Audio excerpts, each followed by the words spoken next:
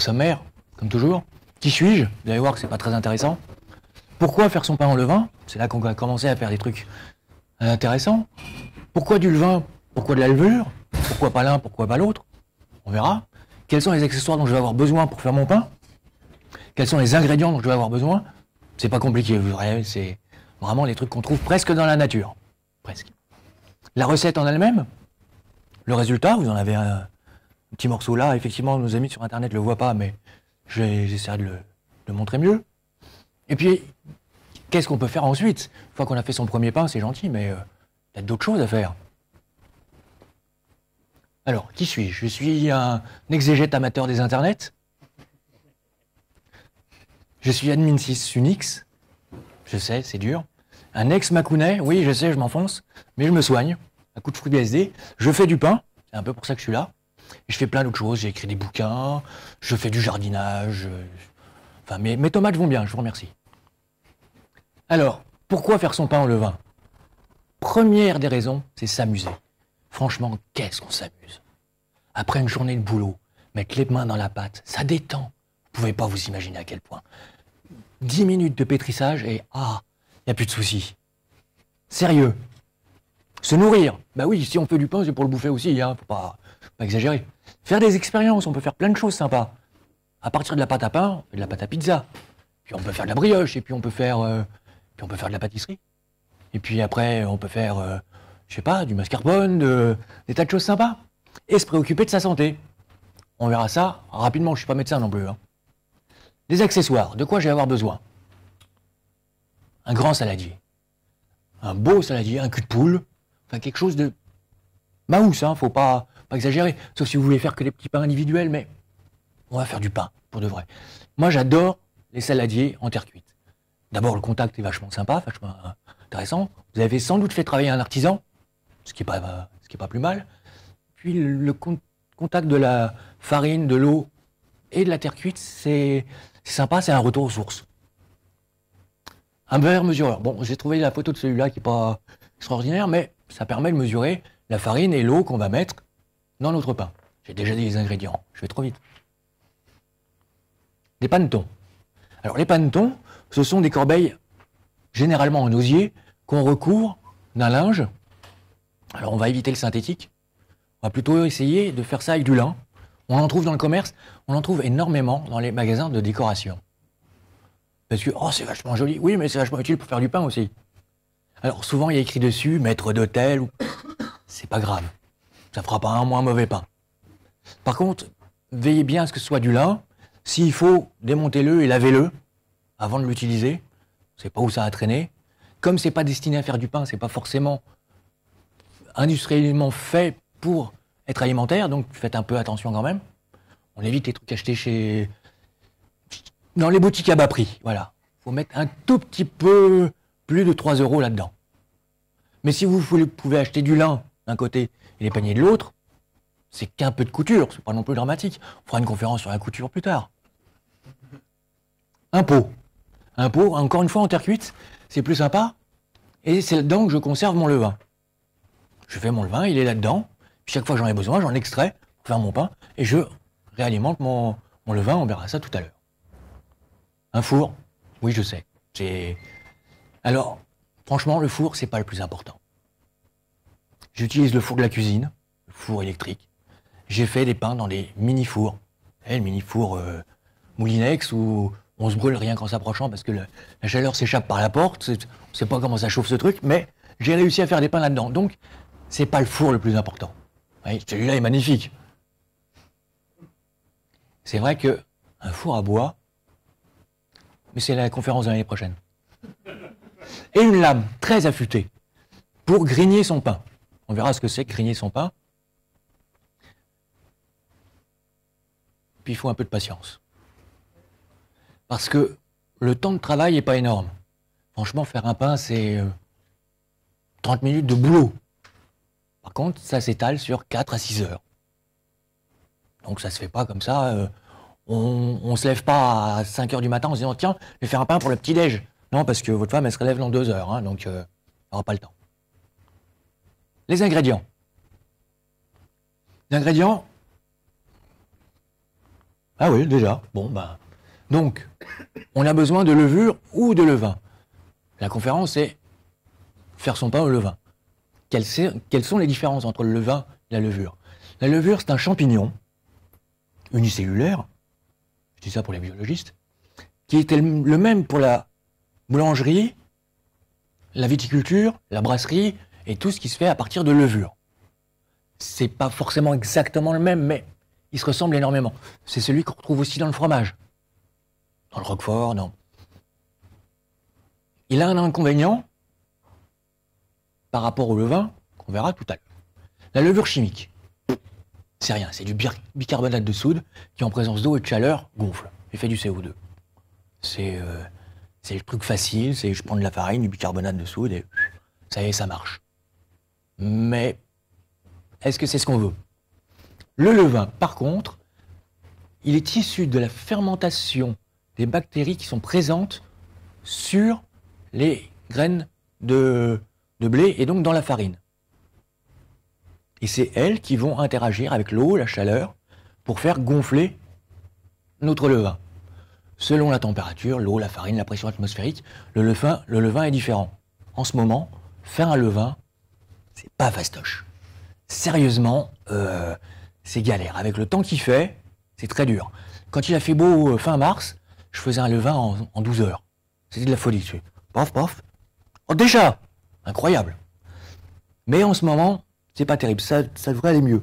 D'après ce que je vois dehors, ça devrait aller un peu mieux. Donc là, la patience commence à... Si votre levain n'a pas fait ce qu'il devait au bout de 2 jours, eh ben c'est pas grave. On prend patience, on l'alimente et on continue. C'est pas un drame. Faut pas être pressé. Faut pas se dire je fais du pain pour... Non. On n'est pas boulanger non plus. Hein. On n'a pas des gens qui attendent dans la boutique. C'est pour s'amuser. C'est le premier truc. Si on s'angoisse, c'est plus la peine. Le levain. Pardon. Excusez-moi. Chaque maison, chaque fournil où on fait son pain a son propre levain. Il est issu donc de la farine, de l'eau. L'eau est différente à chaque fois. De l'atmosphère, le temps qu'il fait. Mais l'endroit où vous êtes, le levain ne sera pas le même à Lille qu'à Marseille. Ou à Brest. À Brest, il sera peut-être un peu plus marin, un peu plus... Bêtement parce qu'on est au bord de la mer. Oui, je sais, c'est... Mais... Donc, dites-vous que votre levain n'est pas le levain de votre voisin. Et c'est pas grave. Si le vôtre fonctionne, on est content. La farine. Farine, c'est l'élément principal. Plus la farine est complète, plus elle contient de minéraux, bloqués sous la forme de phytates, ça fait beau, hein, qui ne sont pas assimilables par l'organisme humain. C'est embêtant quand même parce que de la farine, on en bouffe. Hein. Donc il y a bien quelque part quelque chose qui fait qu'on en mange. Donc il y a la technique des grands moulins qui séparent tout ça et qui vous fait des trucs presque chimiques. Et puis il y a la technique du levain qui va acidifier la farine et rendre ces éléments assimilables par l'organisme humain. Donc on est dans un processus beaucoup plus naturel. Plus la farine est complète, plus l'utilisation du levain est indiquée. Parce qu'il y a plus de minéraux, forcément. C'est ce que j'explique là. Le fameux T de la farine. Vous avez tous vu sur les paquets de farine, c'est de la T55. Ouais, mais moi, j'ai de la T110. Et qu'est-ce que ça veut dire? Donc, plus le nombre est petit, plus la farine est pure et contient du gluten. Contrario, plus le nombre est élevé, plus elle est complète et contient moins de gluten, ou un gluten plus strong, qui donne du pain comme celui-là. Et en fait, quand on brûle 100 grammes de farine, il reste des résidus. Sur une T55, il reste 55% de minéraux. Sur une T110, et là c'est très fort, je brûle 100 grammes de farine, j'obtiens 110 grammes de cendre, mais c'est comme ça. Oui, je sais. Moi aussi, j'ai cherché longtemps à comprendre, et puis on m'a dit non, laisse, c'est bon, t'inquiète. Bon, bah alors je m'inquiète plus. Le blé. On va commencer par rejeter catégoriquement la Francine T45. Non, sérieusement. c'est pas de la farine, c'est limite un produit chimique issu de l'industrie pétrolifère de la vallée de Rhône. Faut pas, non, faut pas, il faut pas. C'est limite du Beaujolais nouveau. Bon. On va prendre des farines à partir de la T65. On peut aussi prendre autre chose que de la farine de blé. On peut prendre de la farine d'épeautre, de petit épeautre, plutôt que le blé moderne. Le blé moderne a été trafiqué pour justement faire de plus grands rendements. Un nombre de quintaux à hectare assez phénoménaux qui font que c'est du blé qui n'a plus aucune qualité nutritive. Oui, on fait du pain avec, oui, d'accord, on fait de la baguette. C'est bon la baguette. Au niveau nutritif et au niveau apport calorique, c'est une catastrophe. Un diabétique qui mange une baguette, il prend sa glycémie juste après, il a le droit. Hein. Oh bah faut que je me pique là. Il a bouffé une demi-baguette. Au niveau sucre, c'est une horreur. On va privilégier également les farines bio. Parce qu'elles sont meilleures, a priori, hein, normalement. Les farines de moulin, pas les grands moulins. Hein. La farine Le Maire, j'en trouve de moins en moins, je sais pas pourquoi. La farine Le Maire est bonne. La farine qu'on trouve dans les Biocop également. Et toutes les farines qui sont faites sur meule de pierre. Pourquoi? Parce que dans les grands moulins, en fait, le blé est... Je sais pas comment vous dire. Il est trituré, il est plus éclaté que déchiré. La meule de pierre va le déchirer petit à petit, ce qui fait qu'il va libérer tout ce qu'il a emmagasiné. Et du coup, on aura une farine plus complète. Alors que la farine de grand moulin, la farine Francine, va éclater votre truc et veut le séparer. J'ai du son. J'ai du blé, j'ai ça. Et puis, j'ai de la T45 là. Oui, mais les gens, ils veulent la 110. Attends, on va remettre un peu de son. Ouais, d'accord. Ouais.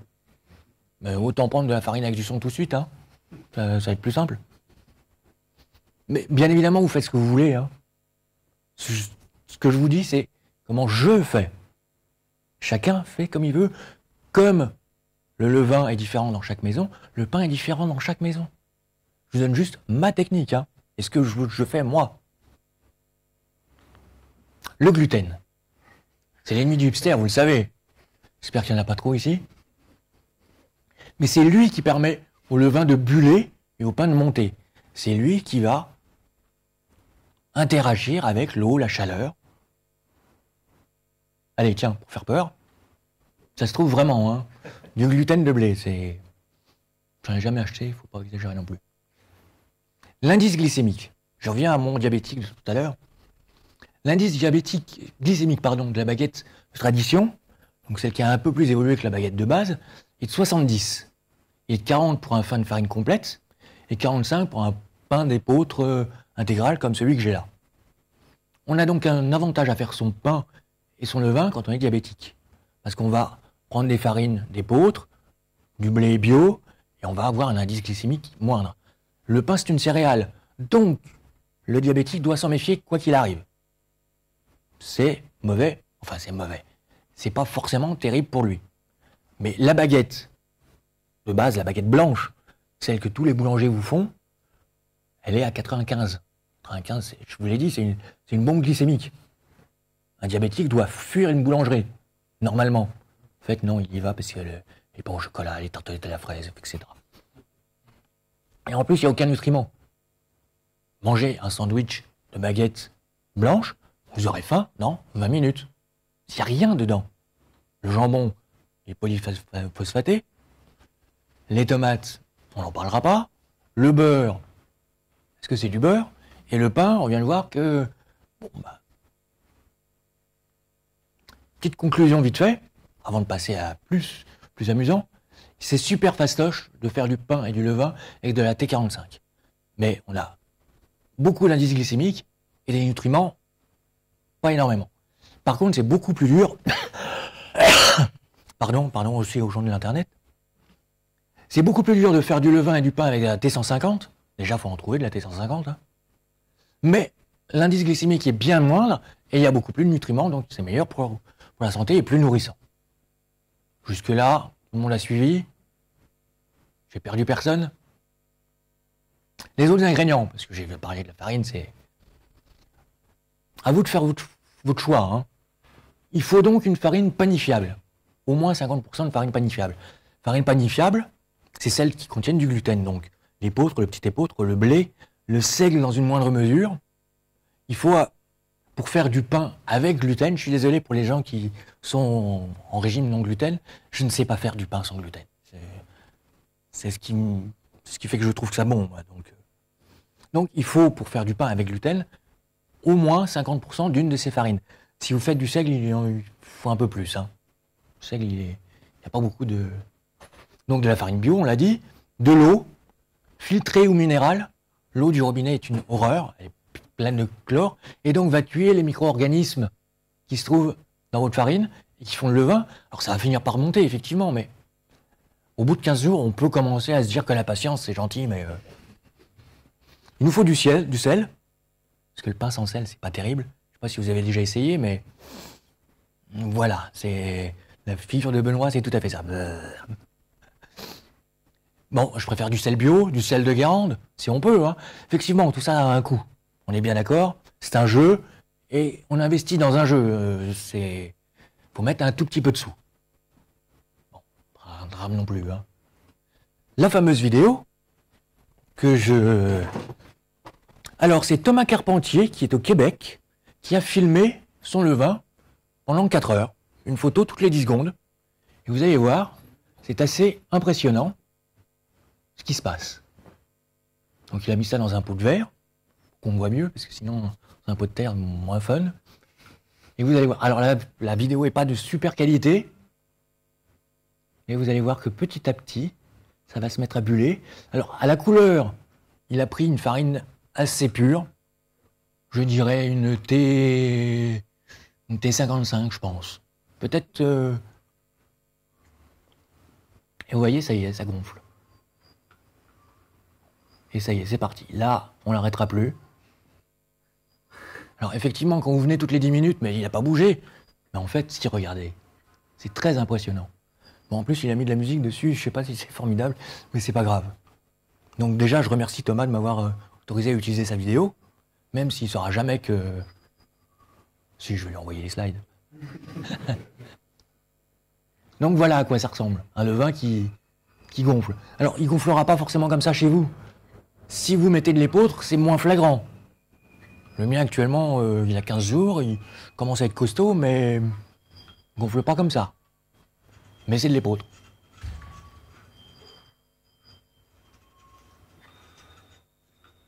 Vous voyez, ça bulle vraiment. Hein, je suis sûr quand même les gens qui font leur pain n'avaient jamais remarqué à ce point.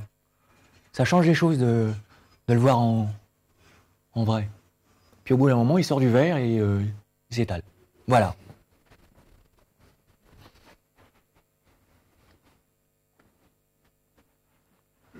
La recette. Oh ben quand même, il était temps. Il a failli attendre. Donc, on commence par faire un levain chef. De celui-ci découleront tous les autres levains qu'on va faire. Des légendes disent qu'en Afrique, je ne plaisante pas, j'en vois qui rigolent, certains villages ont un levain qui perdure depuis plus de 80 ans. C'est le sorcier qui le garde, et le boulanger vient chercher du levain. Le sorcier le réalimente, et ça fait plusieurs générations que c'est le même levain qui est utilisé. Le levain ne meurt pas, on l'alimente. Alors de temps en temps, on a envie d'en changer. Pourquoi pas? Il y a des tas d'apprentis qui partent de chez leur maître avec un bout du levain et qui le perdurent de boulangerie en boulangerie. Quand eux-mêmes auront des apprentis, donneront un morceau de leur levain et ainsi de suite. C'est joli, c'est une belle transmission. Alors, pour faire du levain, même si on n'en a pas au départ, c'est super fastoche. 50 g de farine, 50 g d'eau, on mélange. C'est ce qu'on a un mélange homogène. Je vous laisse imaginer ce que ça veut dire un mélange homogène. Pas compliqué.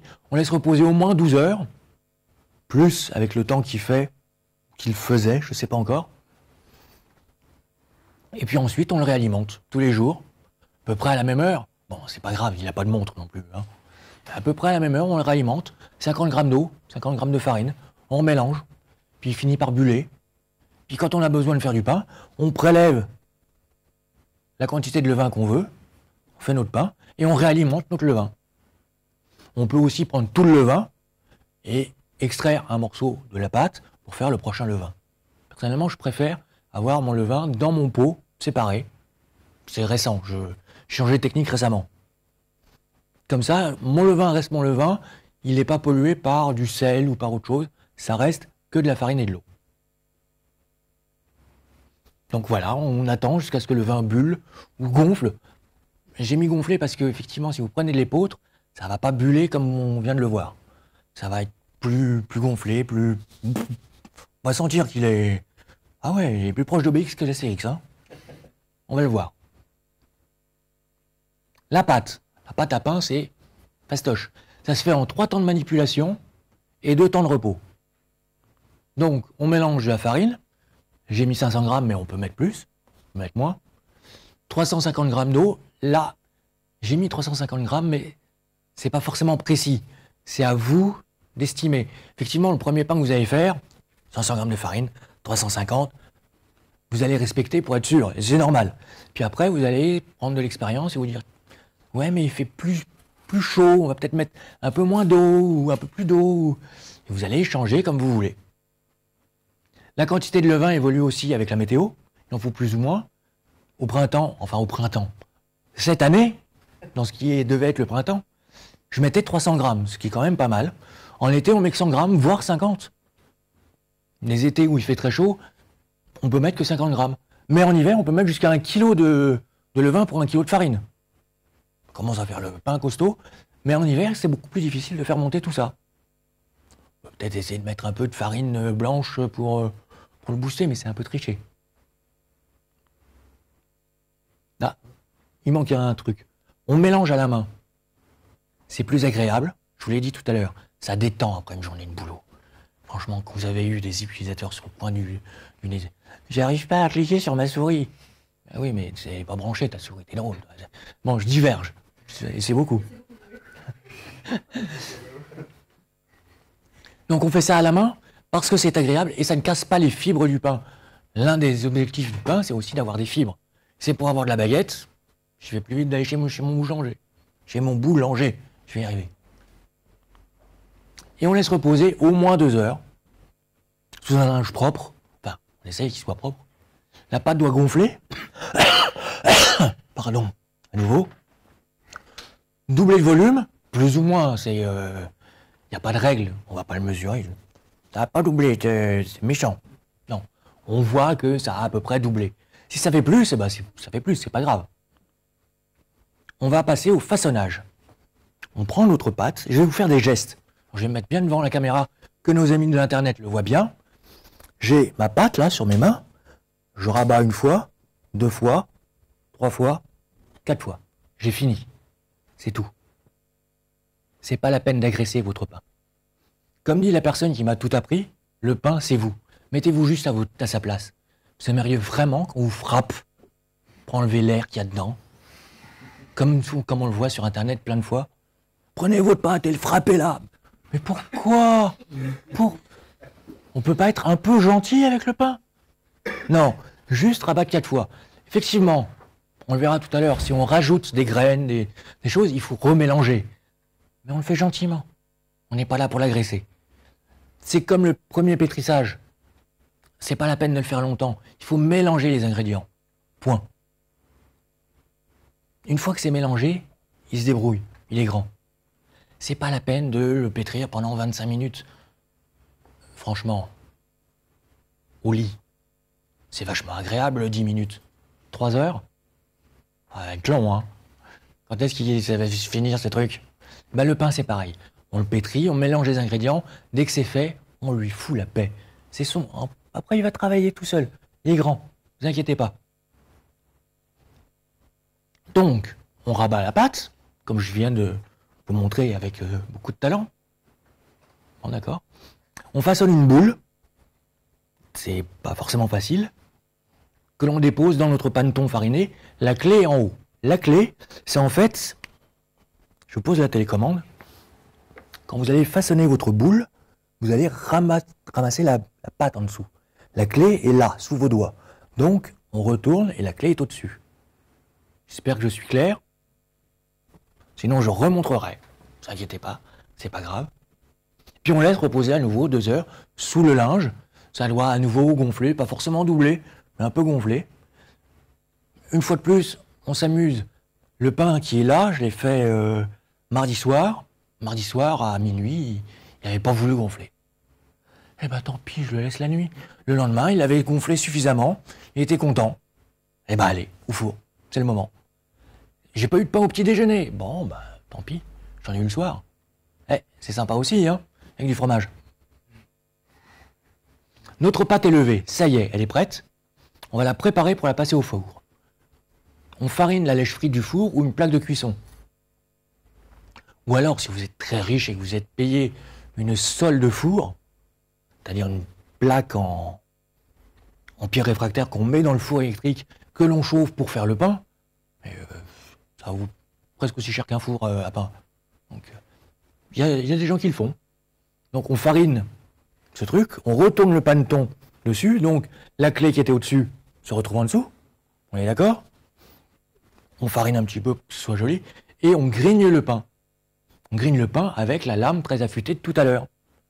Alors, pourquoi on grigne le pain? On ne le grigne pas pour le faire lever. C'est pas vrai. On le grigne pour le reconnaître. Prends-moi pour un con, j'ai un four, un pain, je vais le reconnaître. Oui, mais il y a, avec le pain, des tas d'histoires. Quand on est au Moyen-Âge, on va au four banal pour faire son pain. Il y a 20 pains qui cuisent en même temps. Il faut reconnaître le sien. Donc chacun a sa signature propre. Et grigne son pain selon son envie, pour le reconnaître à la sortie du four. C'est tout bête. Effectivement, ça sert à rien. En réalité, on pourrait mettre le pain comme ça. Il va éclater un peu, ça peut l'aider quand même un peu à gonfler. Mais c'est juste une tradition, on le fait comme certains paysans font une croix au dos du pain avant de l'entamer. Je le fais aussi pour respecter le pain aussi. Voilà. C'est totalement idiot, on est d'accord. Mais c'est pas grave. On va le cuire, notre pain. Allez, on le colle au four à 250 degrés pendant 40-45 minutes si on a pris les 500 grammes au départ. Plus longtemps, bien évidemment, si vous avez pris 1 kg de farine, 2 kg, 8 kg, vous avez un beau four là. Hein. Après 10 minutes, on peut baisser la température régulièrement pour simuler un pain, un four à bois. Parce que la température du four à bois baisse petit à petit. Bah là, on peut aussi... C'est du luxe, hein. Franchement, je mets mon pain, 10 minutes après, je descends de 20 degrés, puis je vais faire autre chose. Hein. Il est grand, le four va me faire tut-tut quand il aura fini, c'est très bien. Et après la cuisson, on sort du pain. Attention, il est chaud. Non, je le dis parce que il y a des gens qui vont me dire « Ouais, je me suis brûlé ». Bah oui. Donc on met des maniques, et on sort le pain, et on le laisse se finir sur une grille. Il n'a pas fini de cuire quand vous le sortez du four. Il y a encore de l'air qui doit sortir.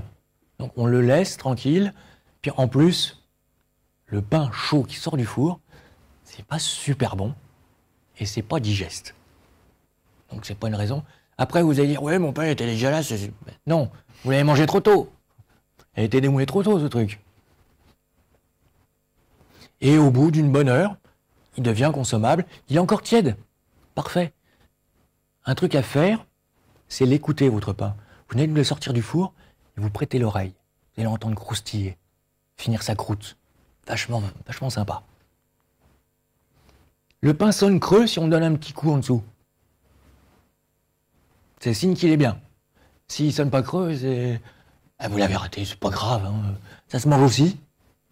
C'est moins agréable, mais ça se mange aussi. Puis on apprend. On apprend petit à petit. J'ai pas réussi Si, j'ai réussi du premier coup. Mais je dois être un cas exceptionnel.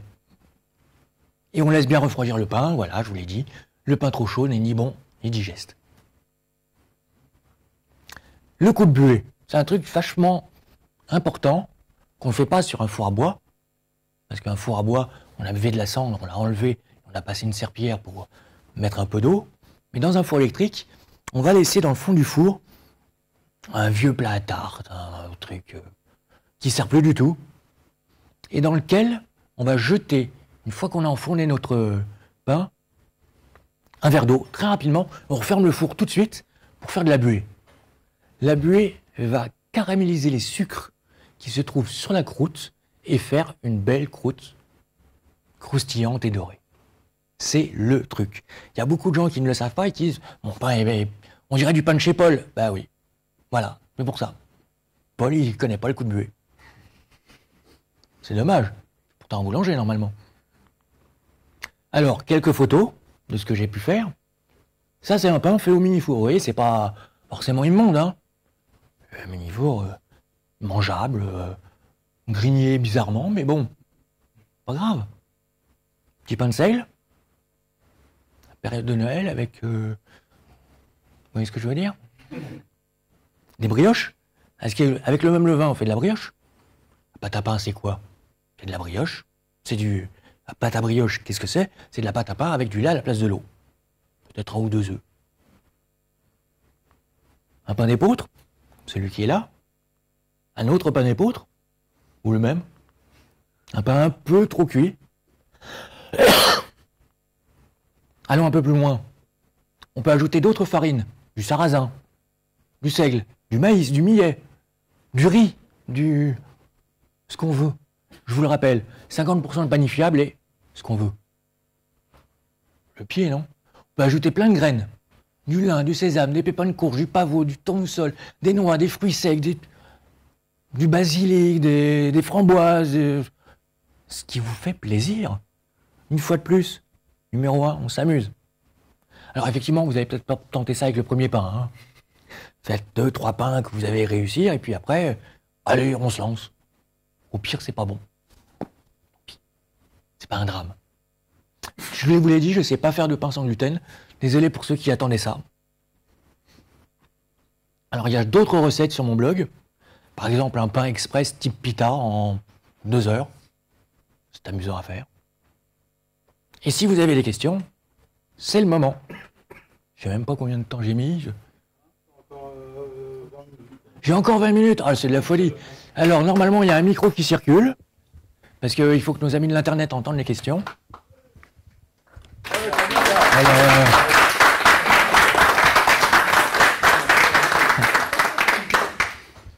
J'ai bien compris que... Ouais, ça marche. J'ai bien compris que tu essaies de faire du pain le plus naturel possible, mais j'ai l'impression que tu passais un peu vite sur la levure. Moi, j'ai toujours du mal à comprendre la différence qu'il y a entre levure, levain, levure express et levure déshydratée.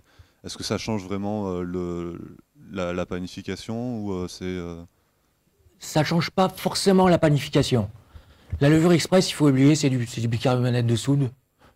N'achète pas de... Si tu as envie de faire quelque chose avec... Alors la levure déshydratée, c'est en fait du levain déshydraté. Donc tu peux utiliser ça. C'est un levain un peu... Oui, déshydraté simplement.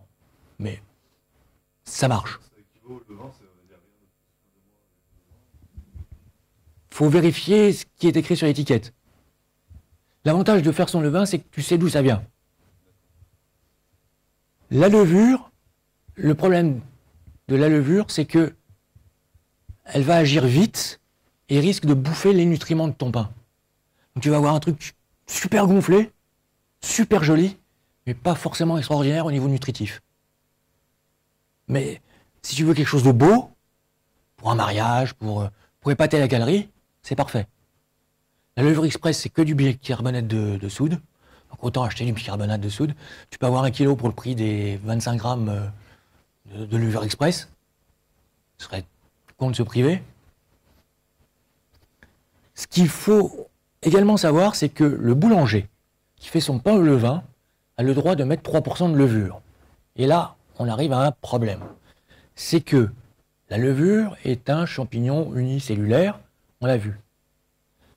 Le levain est issu de la fermentation des micro-organismes qui sont sur le blé avec l'eau et la chaleur. Et le champignon va bouffer vos organismes microcellulaires, je vais y arriver. Voilà, les autres. Et donc, au bout d'un moment, vous n'aurez plus que de la levure et plus d'intérêt de levain. Donc le boulanger qui vous fait du pain au levain, avec 3% de levure, qu'est-ce que ça donne en réalité? Qu'est-ce qu'il y a dans le pain? Plus de levure, de levain, et puis 3% qui n'en met pas 6. Monsieur Plus, pour les plus anciens d'entre vous. Alors, pour répondre à ta question, la différence est très subtile. Je préfère faire mon levain. Je sais d'où ça vient, mais j'ai commencé en utilisant de la levure, de la poudre à lever, Ça fonctionne, il n'y a pas de doute. Je sais juste pas d'où ça vient. C'est ce qui me pose un problème à moi. Mais chacun fait comme il veut. Est-ce que ça répond à ta question ou pas suffisamment? Y a-t-il d'autres questions ou on laisse la salle aux autres tout de suite et ça va être de la folie? Oui. Juste une petite question sur le tissu. Oui. J'ai déjà lu qu'il fallait le mouiller un peu. C'est vrai, c'est pas vrai? C'est pas obligatoire. Effectivement, s'il se met à faire très chaud, avoir un tissu humide, pas mouillé, humide, hein. Pas exagérer non plus. Pouf, non. Une fois de plus, le pain, c'est vous. Franchement, il fait 35 dehors. Je te colle un linge mouillé sur la tête, tu vas apprécier, sérieusement. Un truc humide, ça peut te rafraîchir. Un truc mouillé, non, faut pas exagérer. C'est gentil, mais je suis déjà en nage. Donc, je dégouline déjà, c'est pas la peine de continuer. Donc, c'est pas forcément nécessaire. Comme le levain, il y a des gens qui mettent, Thomas Carpentier par exemple, au Québec, met du sirop d'érable. D'autres mettent du miel. Eric Kaiser met du miel dans ce... Pourquoi pas? La base, c'est eau, farine. Si vous voulez rajouter des choses pour donner du goût, parce que ça marche mieux chez vous, grand bien vous fasse, allez-y. Allez-y. On s'amuse. C'est ça qui est important. S'amuser. Je crois que là-bas au fond... Vous disiez que le levain pouvait être gardé, hein. Est-ce que effectivement faut refaire du levain à chaque fois ou est-ce qu'on le garde dans un pot à levain? Alors, comment on fait pour l'alimenter? Alors le mien, il est dans un pot en terre et j'alimente tous les jours. Je mets 50 grammes d'eau, 50 grammes de farine. Comme je fais un pain tous les 3-4 jours à peu près, j'arrive au bout du compte à avoir 400 grammes de levain. J'en prélève 300 pour faire mon pain. Il m'en reste 100 que je réalimente. Et dans 3 jours, comme par hasard, j'en ai à nouveau 400 grammes, peu ou prou. Et je refais un pain et ainsi de suite. Mais on peut également, si on veut, le congeler.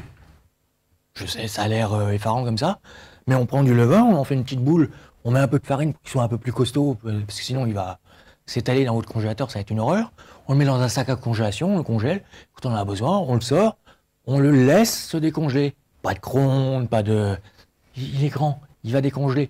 Une fois de plus, on n'est pas pressé. La patience. Donc on le laisse décongeler, puis on l'utilise pour réanimer notre farine. On le délie dans de l'eau, on rajoute sa farine et hop, c'est reparti. On peut également l'étaler très fin et le laisser au soleil se déshydrater. Puis on le met dans une boîte en fer. Puis quand on en a besoin, on en prend un morceau qu'on met dans de l'eau, on le délaye et on repart sur un nouveau levain qui est utilisé avec le levain précédent déshydraté. Donc ça se conserve. On n'est pas obligé de le garder vivant, si c'est l'objet de votre question. On n'est pas obligé. C'est vrai qu'au bout d'un moment, il faut avoir le nez un peu accroché. Le mien à la maison, là, il commence à être strong. Ceux qui viendront demain à l'atelier pourront le sentir. En plus, c'est un levain d'épeautre, donc costaud. Quand je l'ouvre, je sais que je l'ai ouvert. Comme en plus, il faut le laisser respirer un peu, c'est pas totalement fermé. Madame râle un peu de temps en temps, ton levain est plus. Mais c'est du levain. Voilà. Mais c'est pas grave. Pas grave. D'autres questions? Non? Sinon, il y avait une question sur des amis des internets. Oui. Une personne demandait si tu avais des anecdotes à raconter autour du pain. Alors, des anecdotes autour du pain, j'en ai raté. Mais ça, on s'en doute.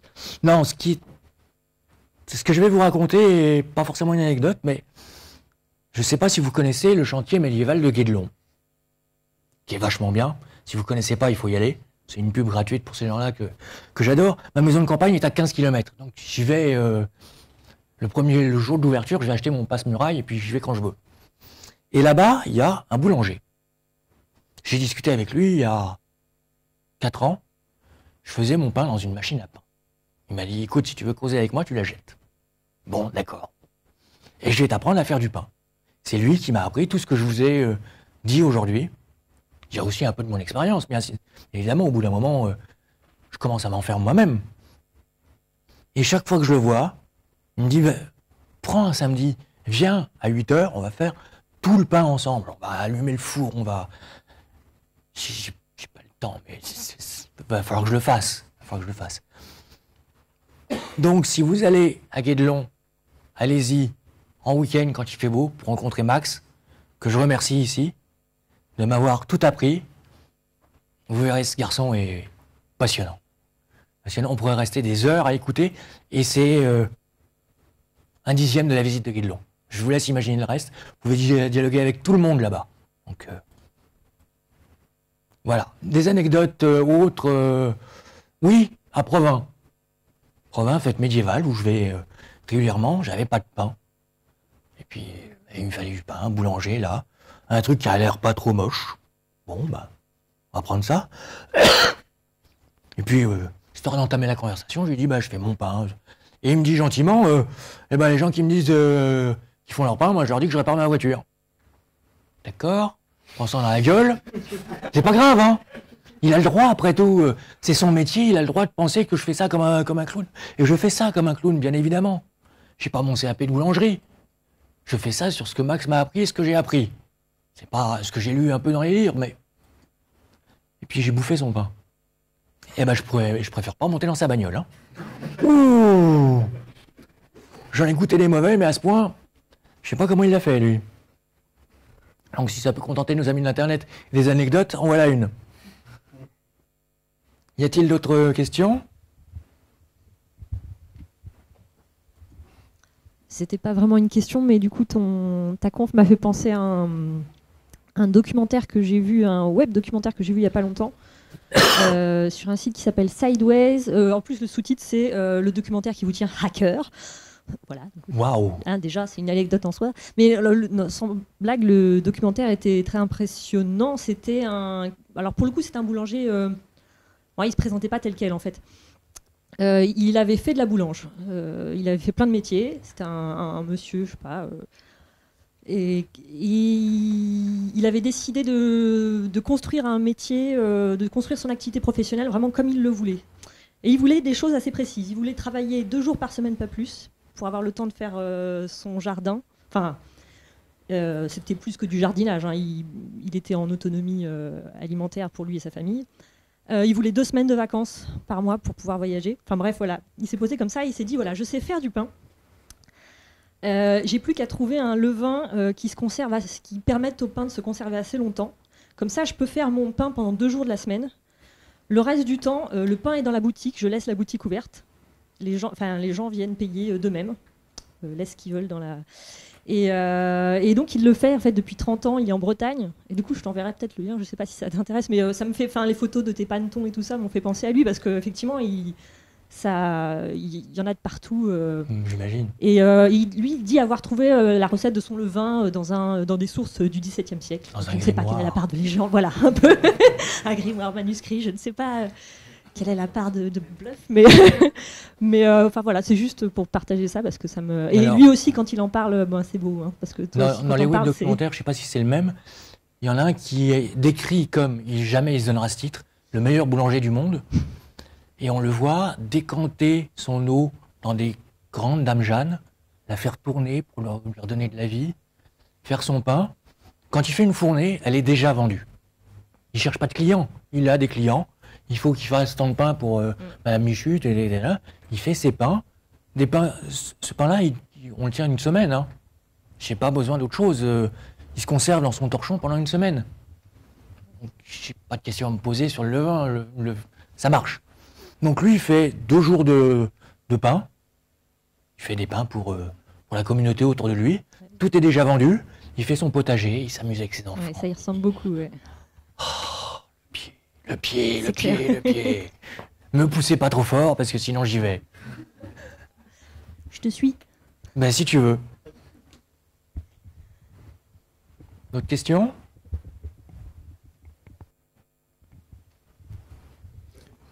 Ouais, il y a encore du temps pour les questions, donc si vous en avez, n'hésitez pas. Sinon, demain, à 16h, avec les gens de Courage le Groupe, qui sont des travailleurs sociaux qui ont un four à pain, on va faire un atelier. Donc si vous voulez faire du pain, j'aurai du levain, j'aurai des petites coupes en plastique, vous savez, celles que donnent les restaurateurs chinois quand on achète à emporter, pour mettre la sauce rouge qui pique et qui fait mal. Donc je pourrais vous donner du levain, vous pourrez repartir avec un petit bout de levain, si vous voulez, pour le faire vous-même. Et donc demain, on va s'amuser à mettre les mains dedans. Sinon, il y a 2 questions des amis des internets encore. Allons-y, allons-y. Ils ont l'air de t'apprécier. Gentil. Il y a une question, c'est combien de temps un levain peut tenir sans apport? Parce que tu as l'air de remettre de la farine et de l'eau Alors, tous les jours. il va très vite pourrir et sentir très très fort. Et là, il faut le jeter. Parce que la question, c'est comment je pars en vacances quand j'ai un levain à la maison, quoi. Eh ben, il faut l'emmener. Il y a du Vous emmenez vos enfants. S'il emmène ses enfants, ou son chien, ou son chat, Vous trouvez emmenez du le levain levain. sitting, sinon. C'est... Et puis, il pourra très bien faire du pain en vacances aussi. Je pense qu'avec un peu d'habitude, faire un four à pain soi-même, ça peut se faire en 2 jours. Même au camping. Je suis persuadé. Je suis allé il y a 1 mois et demi dans un festival, les Arts du Feu. Il y avait des potiers, des forgerons qui sont arrivés sur un terrain nu. Ils ont tous créé un four pour faire des poteries. C'est pas 250 degrés pour de la poterie, c'est 1800. Hein. Donc c'est du four, du vrai. Eh ben non, c'est de la terre, des briques, de la boue. Ils ont fait leur four comme ça. Ils ont fait des démos devant les gens, prendre de la terre, faire un pot, le mettre au four, le ressortir, et c'était ça. Donc même en vacances, on peut amener son levain, construire son four à pain et faire son pain. Donc on peut emmener son levain en vacances. Mais effectivement, si on l'oublie, j'ai oublié ma femme sur l'autoroute, j'ai oublié mon levain dans la cuisine. Au retour, il va y avoir des bêtes dans la cuisine, et il sera vraiment foutu. D'où l'idée, peut-être avant de partir en vacances, d'en congeler un bout. Par exemple, vous le congelez. Comme ça, au retour, il est là, il est dans le congélateur. C'est une solution. Et sinon, l'autre question, c'est comment évolue le goût du levain au cours du temps? Parce que tu as l'air de dire qu'au bout d'un moment, ça commence à chilinguer un peu. Est-ce que ça influe sur la qualité du pain? J'ai pas constaté ce genre de choses. Puisque on a des levains qui sont utilisés depuis une 20aine d'années. Nourris petit à petit. Donc effectivement, du levain original, il ne reste plus grand-chose. Mais comme on remet de la farine, entre guillemets, propre, tous les jours, de l'eau propre également, le levain se nourrit lui-même, il ne change pas forcément de goût. Il change de goût si on l'oublie. Si effectivement, vous ne le nourrissez pas tous les jours, mais tous les 2 jours, il va être un peu plus raide, effectivement. Mais tous les jours, franchement, ça va tout seul. Mais selon la farine que vous utilisez, il peut être un peu... Waouh! Il y a le camembert pasteurisé et le camembert. Il y a la levure et le levain. Voilà. Une autre question?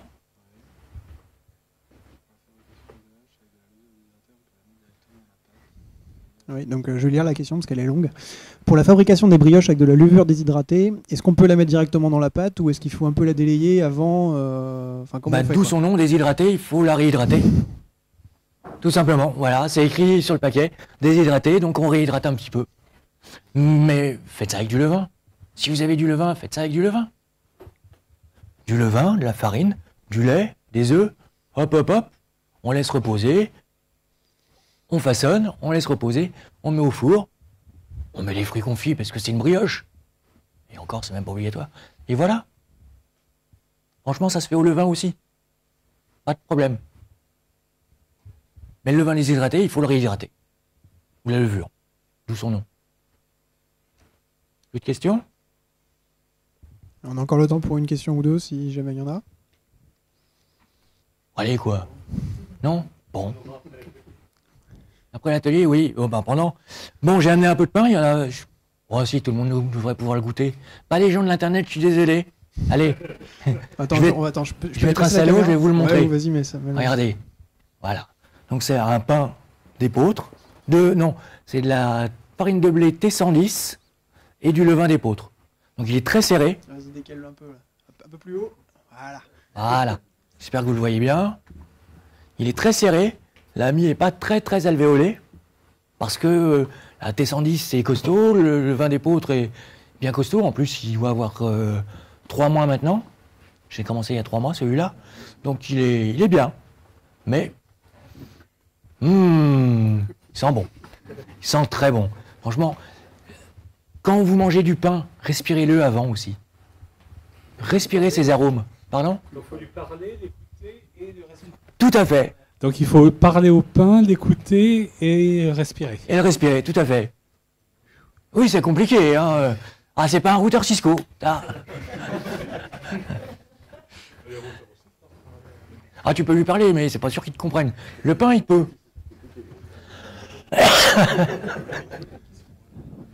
Bah, apparemment, ouais, les gens des internets ont plutôt bien apprécié ta conférence. Bah, et merci. tu risques d'avoir beaucoup de monde à l'atelier demain. Eh ben, you are welcome. Eh. Merci.